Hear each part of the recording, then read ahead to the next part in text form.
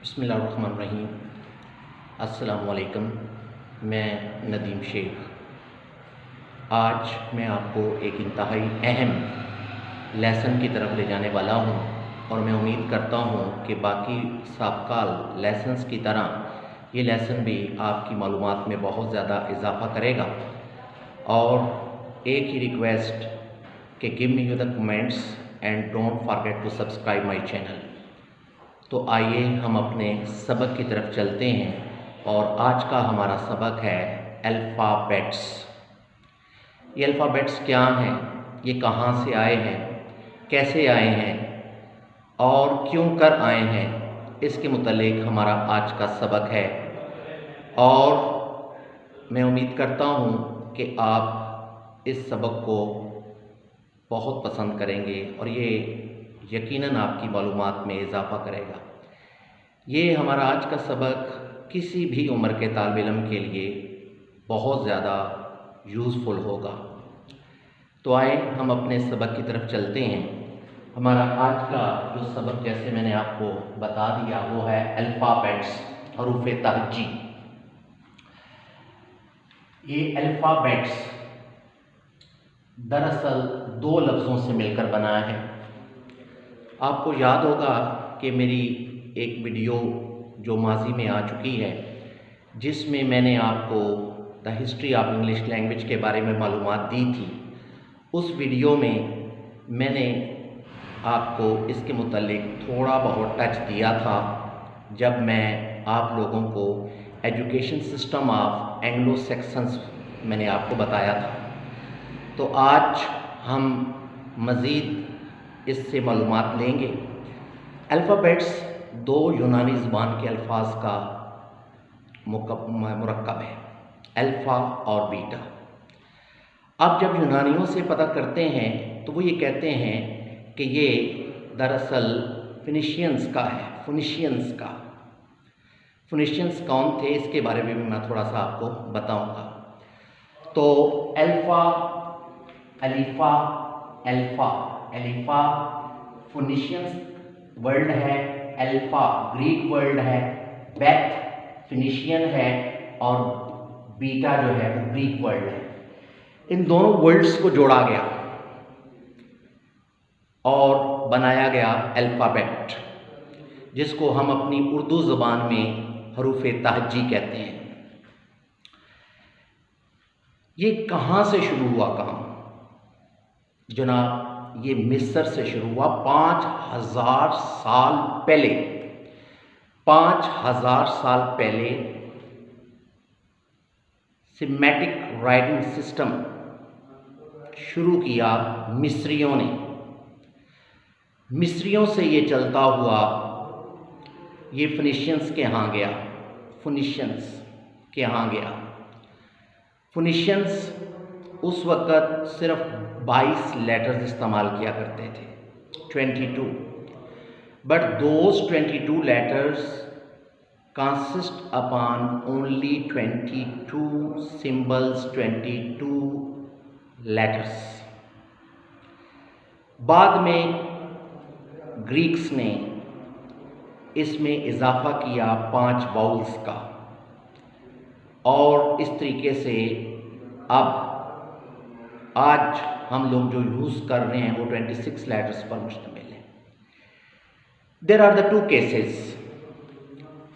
One case is called the upper case, just like you are watching here. Upper case is called the capital case, capital letters, just like A, B, C, D, E, F, G, H, I, J, K, L, M, N, O, P, Q, R, S, T, U, V, W, X, Y, Z। American English में इसे Z pronounce करेंगे और British English में Z। अब जनाब बात यह है कि ये यूनानियों के ये अल्फ़ाबेट्स यहाँ पर मैंने मेंशन किए हैं। ए फॉर एल, ए उन्होंने लिया अल्फ़ा से, बी उन्होंने लिया बीटा से, सी, डी और ई डी डेल्टा और ई एप्सिलन और जी गैमा, एच से ईटा, आयोटा, खेपा, मू, नू, ओमिक्रॉन, रो, गो, रेस, सिग्मा, ट, पाई, लैम्डा, वाउ, की, एप्सिलन और जीटा। आप सोच रहे होंगे कि मैं क्यों बता रहा हूँ, क्योंकि हम लोगों ने इसकी मुकम्मल हिस्ट्री जाना नहीं है। ये किसी फ़र्द वाहिद ने नहीं बनाया। जैसे मैंने आपसे पहले इंट्रो में बताया है कि ये जो मिस्री थे, इजिप्शियंस थे, उन्होंने इसको यूज़ करना शुरू कर दिया। वो लोग मुख्तलिफ सिंबल्स इस्तेमाल किया करते। जैसे आपको मैंने अभी थोड़ी देर पहले बताया है कि एंग्लो सेक्सन्स लोग जो थे वो दो किस्म के इस्तेमाल किया करते थे, जो है वो अल्फ़ाबेट्स। एक मैंने आपको बताया था रनिक और दूसरा मैंने बताया था रोमन्स। अब जनाब ये था अपर केस, यानी बड़ी ABC जो हमारी अपनी ज़बान में जिसको हम कहते हैं बड़ी ABC, capital letter. The real name of that capital letter is the upper case. And then we go to the lower case. I have written here in the three parts: L, K, F, T, D, H और B। ये sky letters कहलाते हैं और ये 7 हैं तादाद में।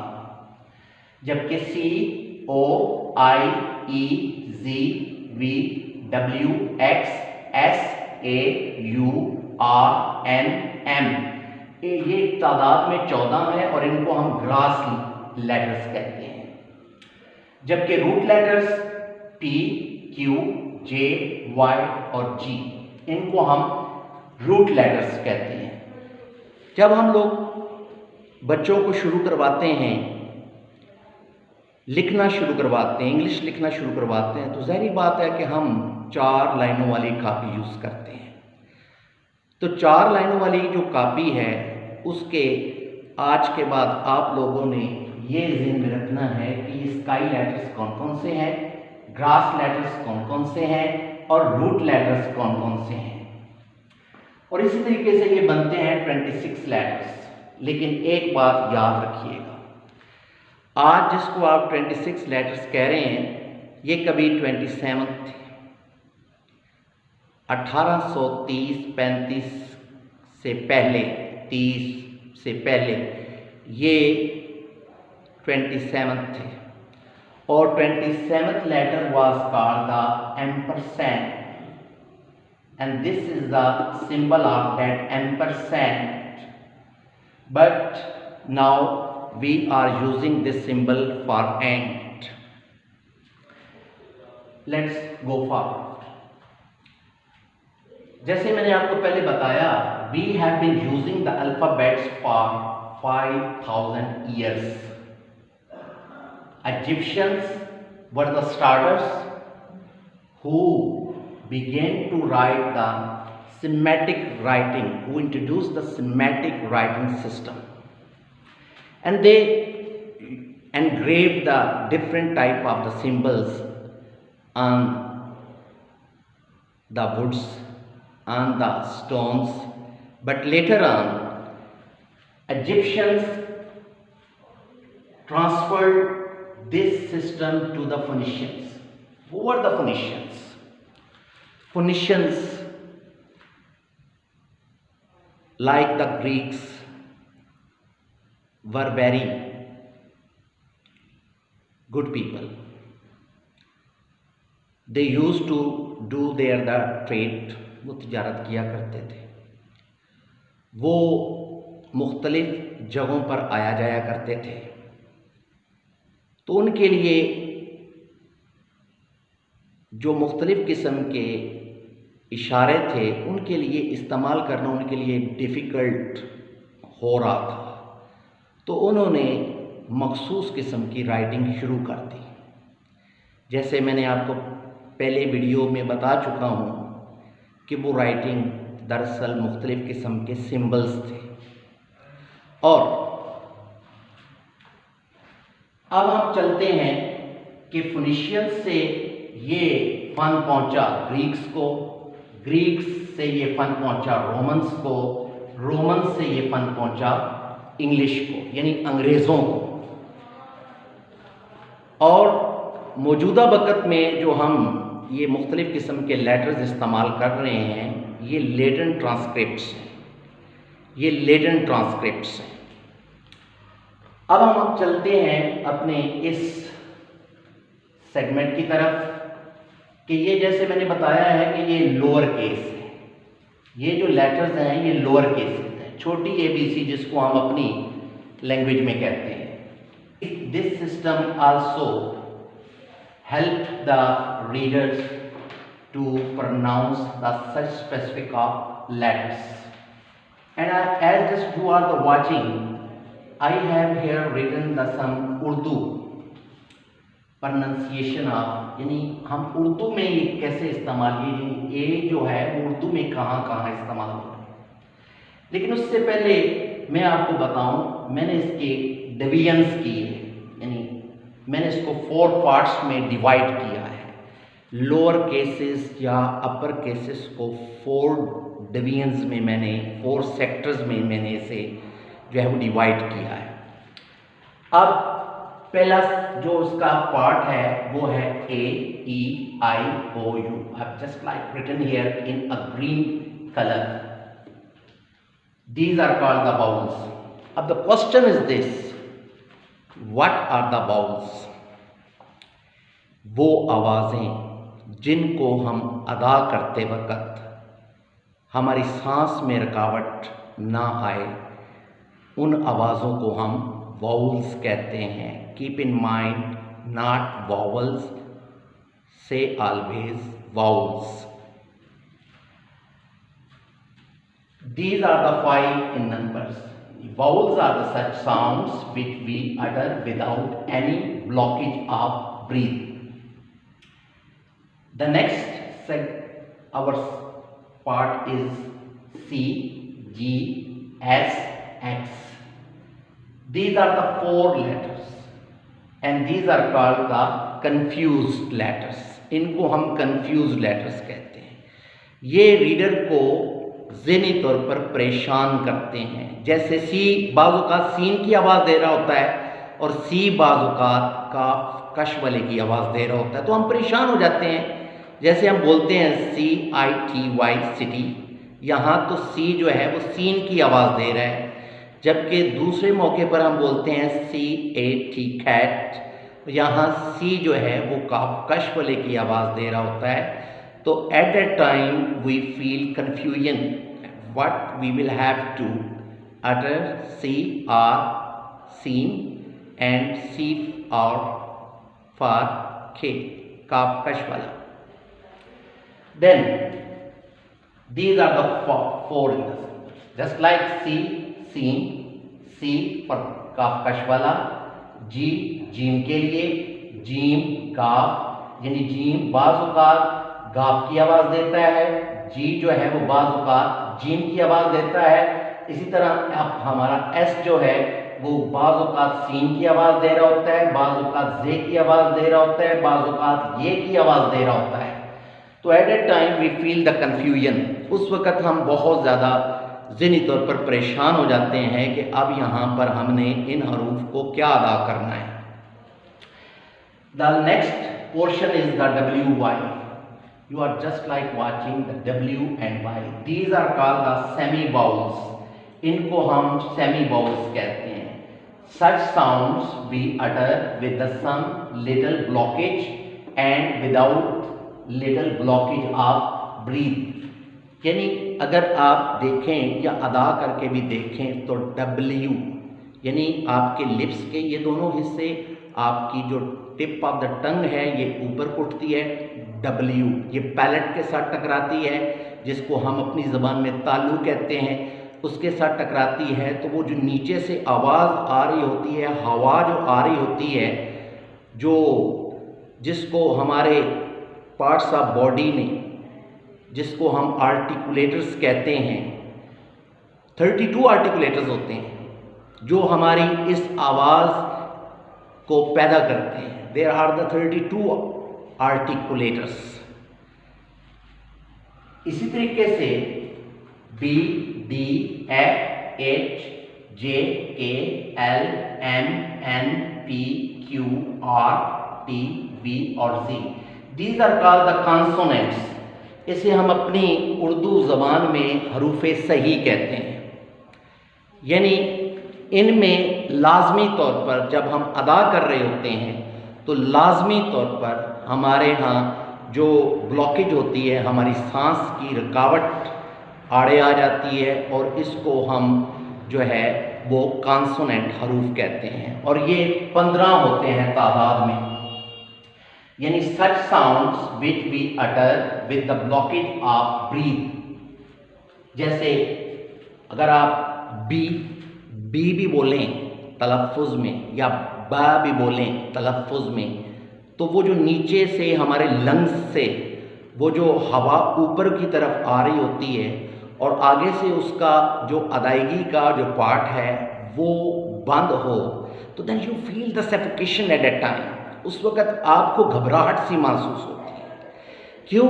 क्योंकि रास्ता बंद है जहाँ से आपने अदा करना है। इसी वजह से इनको हम जो है वो कॉन्सोनेंट हरूफ कहते हैं, हरूफ सही। और उर्दू में इसके लिए मुख्तलिफ़ किस्म के, जैसे बी से ब, डी से डर, एफ से फा। अब ये फा और बा ये बाई लिबियल डेंटल साउंड्स होती हैं। ये ए बी सी भी जो है वो बहुत ज़्यादा डेप्थ रखती है, बहुत ज़्यादा गहराई रखती है। अगर हम इसको मुकम्मल तौर पर गहराई के साथ मुतालिया करें तो हमारे इसके ऊपर बहुत सारा वक्त यूज़ हो सकता है। But keep in mind if the foundation is the strong then the building would be so strong. So these were, I have just like written here the some Urdu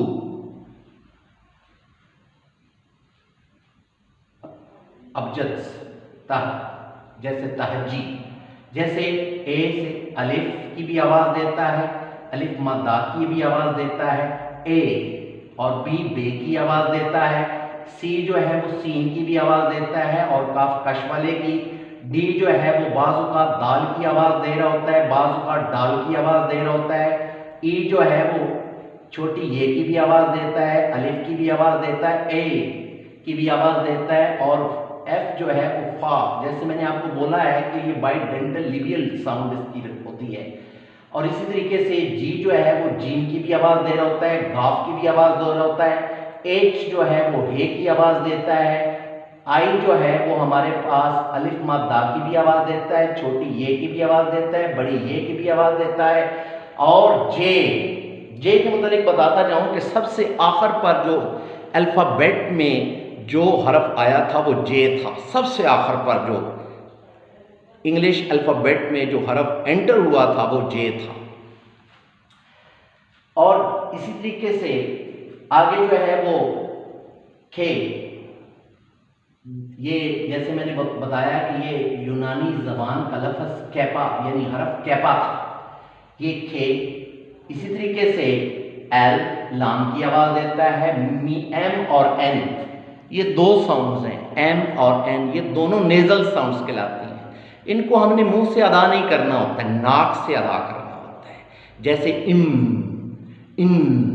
यानी ये नाक से, जब आप इस तरह की मुंह बंद करके नाक से इनकी आवाज़ निकालेंगे तो आपकी जो नाक की कैविटी है वो वाइब्रेट, वो थरथराए।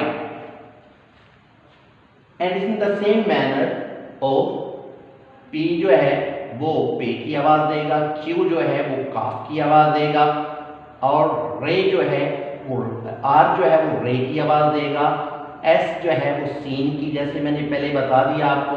और इसी तरीके से टे जो है हमारे यहाँ ते की भी आवाज़ देता है, तोय की भी आवाज़ देता है और टे की भी आवाज़ देता है। और यू जो है वो ये और वो की आवाज़ देता है। और इसी तरीके से ये जो वाह है ये वो की आवाज़ देगा और डब्ल्यू वाओ की आवाज़ देगा।